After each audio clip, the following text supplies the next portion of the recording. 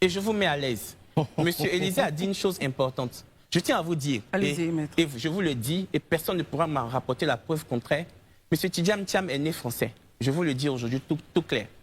C'est juste par abus qu'on lui a donné la nationalité après. Il est né français et il est français.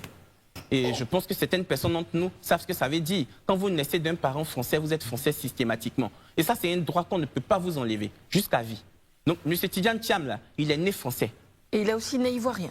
Il est né ivoirien de par sa mère, il est né français de par son père. Et je vous mets à l'aise. Le père de M. Tidjam Thiam est venu en Côte d'Ivoire en tant que fonctionnaire français. Il était payé par le gouvernement français parce qu'il était en détachement. Il n'avait qu'une seule nation. Le père de Tidjam Thiam n'a jamais été sénégalais. C'est vrai que ses parents sont sénégalais. Là, moi, je commence à me perdre. Je viens. Non. Monsieur Tidjam Thiam, le père de Tidjam Thiam n'avait que la nationalité française quand son fils est venu au monde.